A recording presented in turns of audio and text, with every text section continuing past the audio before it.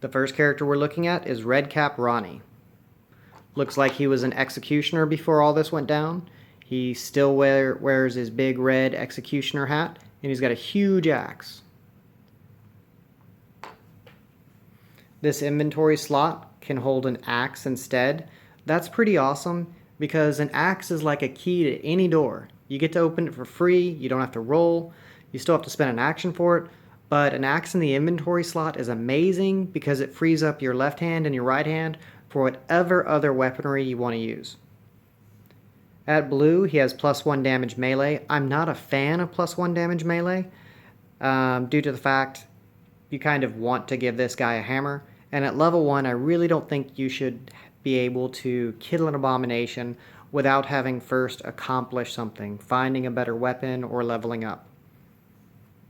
At yellow range, he gets +1 action just like everybody else. At orange, he can have +1 melee action or Reaper melee. Reaper's pretty cool because if you succeed at killing something in your dice roll, you can kill 1 extra of that monster. So, for example, if you just killed 2 fatties and a walker, you can choose to kill either an extra fatty or an extra walker. You can only do that once per action, but it's pretty cool. But I tend to lead towards having more actions. I usually don't pick up Reaper on any of my characters, so I like the +1 melee action a little bit more. At red, we get +1 free combat action. That's pretty awesome, but I really like +1 to dice roll melee. It makes you a lot more consistent. Zombie Link is pretty cool, so it's kind of a toss-up between +1 dice roll melee, in my opinion, or Zombie Link, but, you know, I really like consistency, so I like the +1 to die roll melee. Let's go ahead and look at our next character. Lady Grimm. Lady Grimm looks pretty cool. She's got a hammer in one hand and a dagger in the other. I would have liked maybe if she had a sword in the other hand, but a dagger's pretty cool. Somebody comes in close, you stab them. If they're far away, you hit them with a hammer. This slot may hold a hammer instead. Hammers are always amazing to have because they help you put down fatties. So it's a decent inventory slot.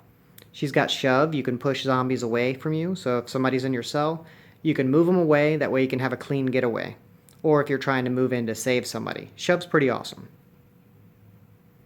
+1 action. Alright, at the orange level, we get access to +1 melee action or charge. I tend to, like I said earlier, I like the extra actions. Just makes me feel like I'm doing more. Charge is pretty cool though. The survivor can use this skill for free as often as he pleases during his turns. He moves up to 2 zones to a zone containing at least 1 zombie. Normal movement rules still apply. Entering a zone containing zombies ends the survivor's move action. So that's a mobility skill, and that's pretty awesome. You can shove everybody away, then charge somebody else to get away from a really infected area, I guess. But I'm not a fan of I like mobility skills. I tend to prefer doing damage. So I would probably go with +1 free melee action. At red, you get +1 die combat, which is okay. +1 free action. Or is that all you've got? Gonna look up, is that all you've got real quick?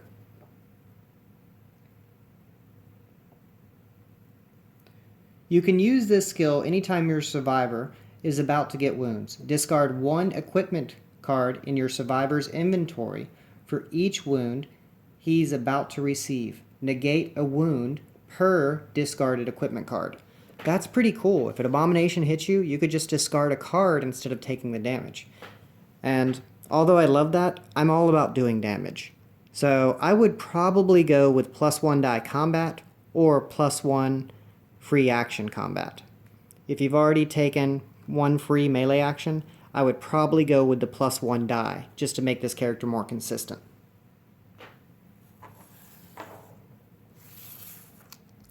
Next character we're going to be talking about is Anta.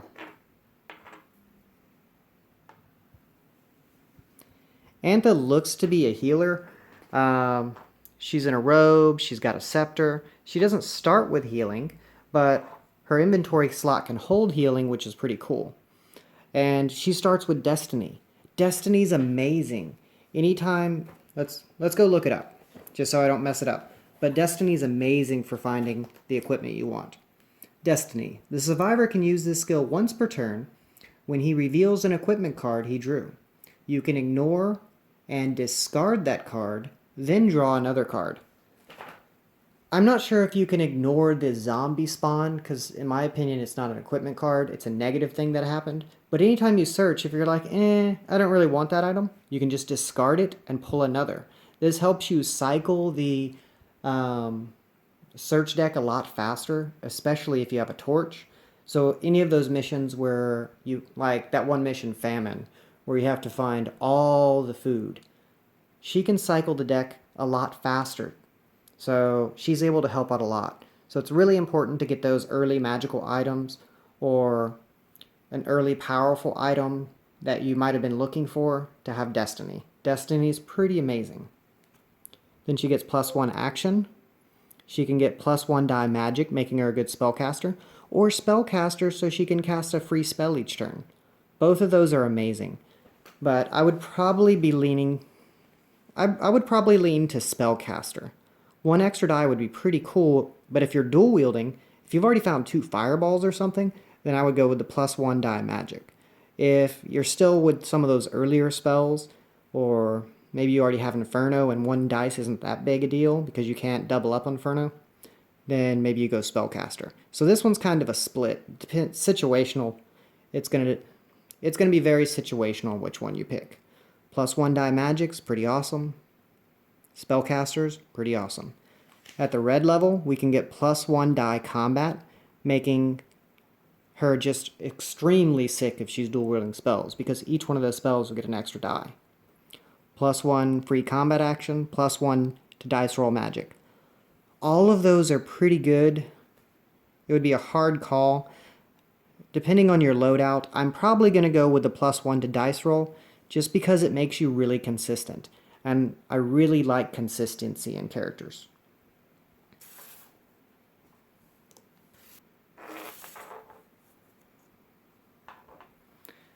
Next up, we have Cadence. She's got a bow. Looks like she's pretty stealthy. She's got a cloak, and she's sneaking up, ready to kill somebody. This slot may hold a longbow instead. Cadence starts as a marksman. So just to let you know what marksman is, it's pretty cool. It's going to allow you the ability not to shoot your friends, and I think pick your targets. So let me flip over to those rules real quick just to read it for you. Marksman. The survivor may freely choose the target of all his magic and rain actions. Misses don't hit survivors. So first of all, you don't hit your buddies when you miss, which is amazing.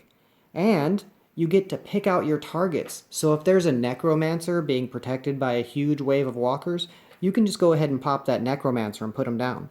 That's really, really beneficial when you're shooting at ranged. Alright, +1 action. That's pretty cool. +1 die ranged, or a free action. Again, this kind of stuff is very situational. A free ranged action is amazing, but depending on what your loadout is, +1 die ranged could be pretty awesome too. So that kind of depends on what you have equipped. Here we have +1 die combat, pretty awesome. Free combat action, +1 to die roll ranged. This is the one I would take. +1 to die roll makes you consistent. Especially, think about it. If you're using a bow, odds are, if you're using most ranged weapons, odds are you're hitting on 3s already. If you change this to +1 die roll ranged, you're hitting on 2s. The only thing you miss with is a 1. So this offers extreme consistency, and consistency is amazing. Alright, thank you all for watching. I would like to say thank you to the following supporters: